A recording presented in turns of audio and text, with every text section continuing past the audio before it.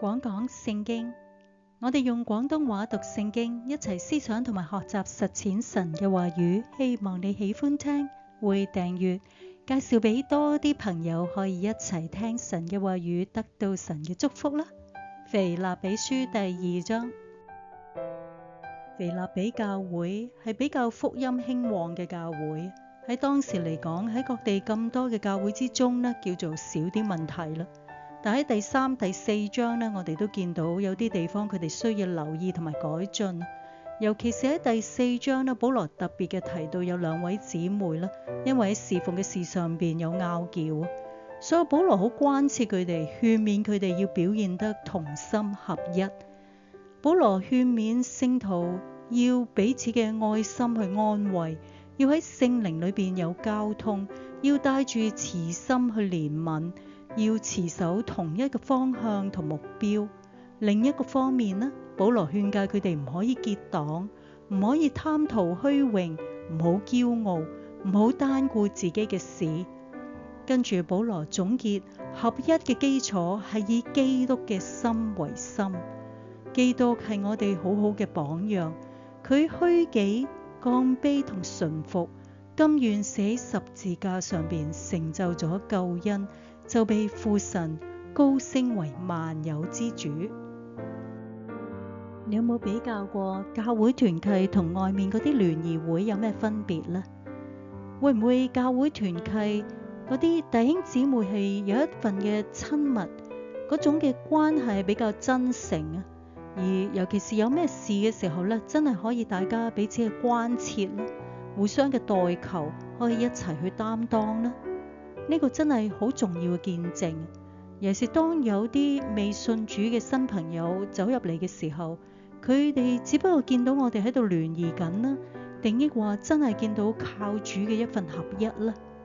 而呢一個合一唔係淨係得個外表嘅，就算我哋着同一個制服啊，或者有同樣嘅外形都好啦，都唔等於我哋係合一嘅。而合一係要靠一個內在嘅改變。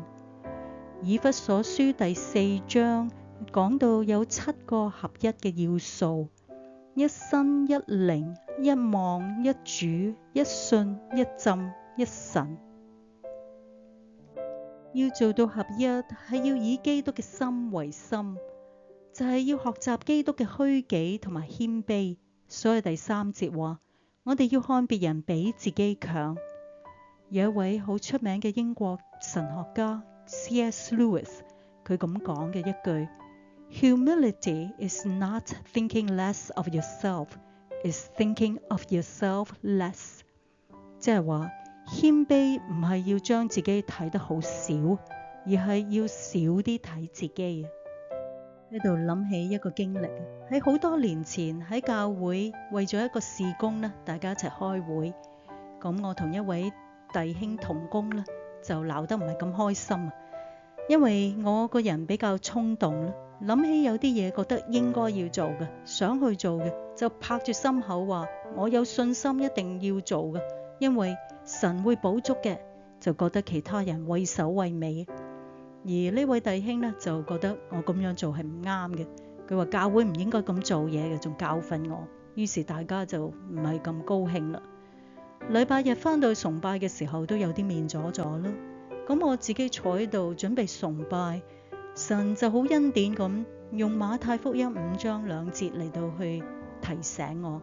佢話：你喺祭壇上邊獻禮物嘅時候，若果想起弟兄向你懷怨，就將禮物留喺壇前，先去同弟兄和好啦，然後嚟獻禮物。咁於是我就即刻走去揾呢位弟兄啦，向佢道歉啦，同埋大家一齊禱告嚟到解決呢件事。咁之後呢，佢有機會做見證嘅時候呢，都覺得我咁樣做係有啲嘅感動嘅。咁我就學習到原來謙卑呢係要主動咁樣去退後一步。所以我哋要記得以弗所書第5章第10節嗰度話：你哋要察驗乜嘢係主所喜悅嘅事。若果我哋嘅心思時時都問耶穌想我點樣做呢？而且我哋肯去遵行嘅話呢，我哋就可以建立合一嘅教會嚟到彰顯基督啦。跟住保羅又鼓勵腓立比教會要加倍努力，以順服同埋敬畏嘅心活出合一嘅見證，唔好發怨言，唔好起爭論，要盡心盡責，誠實無偽，喺彎曲悖謬嘅世代，將生命嘅道表明出嚟。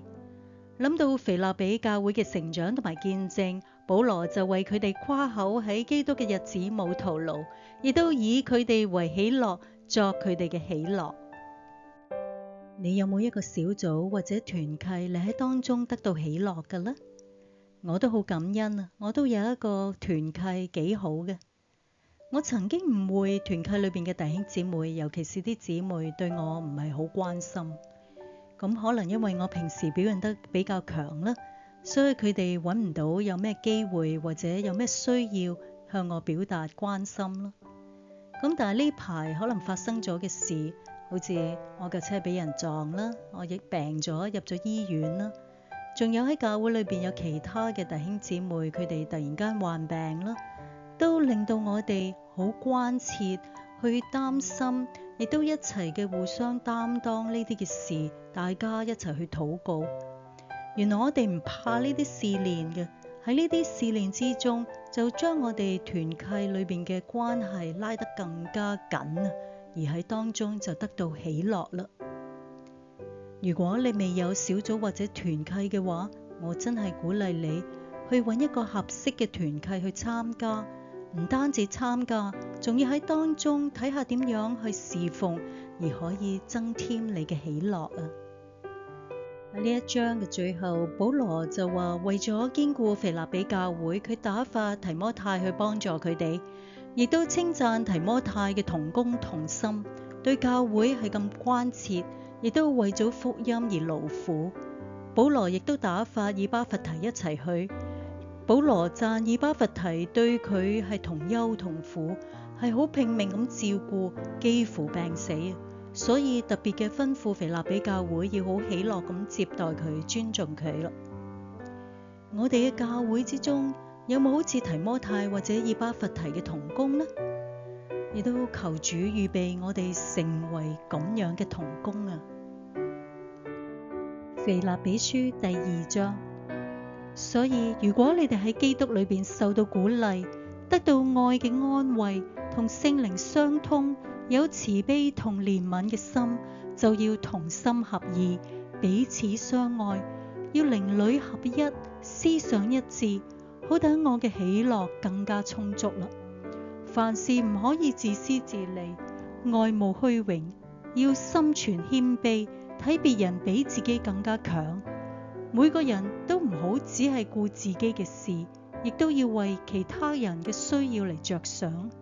你哋應當有基督耶穌咁樣嘅心腸。佢雖然本質係神，但係就冇緊緊抓住自己與神平等嘅地位唔放，反而甘願放低一切，取咗奴僕嘅形象，降生為人嘅樣子。佢以人嘅樣子出現之後，就自願卑微，順服至死，而且死喺十字架上。所以神將佢升為至尊，賜俾佢超乎萬名之上嘅名，使到一切天上嘅、地上嘅同地底下嘅，冇一個唔屈膝跪拜喺耶穌嘅名下，冇一個唔口稱耶穌基督係主，將榮耀歸於父神。所以我親愛嘅弟兄姊妹啊，既然我喺你哋嗰度嘅時候，你哋一向都好順服，而家我唔喺你哋嗰度，你哋更加要順服，要戰戰兢兢咁活出得救後應該有嘅生命啊！因為你哋立志同行事都係神喺你哋心裏邊工作，為咗要成就佢美好嘅旨意。無論做咩事都唔好抱怨，亦都唔好同人爭論，好使你哋喺呢個彎曲敗壞嘅時代之中，係無可指責、誠實無偽，作神純潔無瑕疵嘅兒女，就好似明光照耀喺呢個世上，堅守生命嘅道。咁樣到咗基督再嚟嘅時候，我就可以誇口自己冇空跑一場，亦都冇白費功夫啦。你哋嘅信心就係獻俾神嘅侍奉同祭物，即使喺上面要澆奠我嘅生命，我都好喜樂嘅，而且可以同你哋大家一齊嘅喜樂。同樣，你哋都要喜樂，要同我一齊喜樂啊！如果主耶穌許可，我希望盡快派提摩太去你哋嗰度，等我好知道你哋嘅近況，心裏邊就得到安慰。因為冇人好似佢咁樣同我一同真正關心你哋嘅事，其他人都係只顧自己嘅事，並唔關心耶穌基督嘅事。但你哋知道提摩太嘅為人，我同佢情同父子，一齊侍奉同埋傳揚福音，所以我嘅案一旦明朗啦，我就會立刻派佢去見你哋。我深信如果主許可，我自己都可以好快去你哋嗰度啊。另外，我覺得有必要俾以巴弗提返去你哋嗰度，佢係我嘅弟兄、同工同戰友，亦都係你哋差遣嚟服侍我、供應我嘅需要嘅。佢好想念你哋啊，而且覺得唔安樂，因為你哋聽講佢患病啦。佢確實係病咗，幾乎冇命，但係神憐憫佢，唔單止憐憫佢，亦都憐憫我咯，等我唔使憂上加憂。所以我想盡快派佢返去你哋嗰度相聚，好等你哋一齊嘅喜樂，亦都減少咗我嘅掛慮。你哋要喺主內歡歡喜喜咁接待佢，而且要敬重好似佢咁嘅人。佢為咗基督嘅工作，將生死置之度外，幾乎冇命，以彌補你哋服侍我嘅不足之處。我哋讀完成章嘅經文啦，讓我哋好簡單咁溫習一下。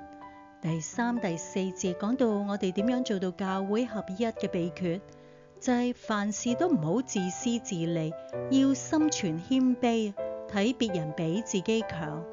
我哋唔好淨係顧自己嘅事，亦都要為別人嘅需要着想。我哋應該有耶穌基督咁樣嘅心腸。咁我哋就可以做到第13節話，立志同行事都係神喺我哋心裏邊工作，為咗要成就佢美好嘅旨意。咁我哋就可以大家一齊達到教會合一，一同喜樂啦。願神祝福你。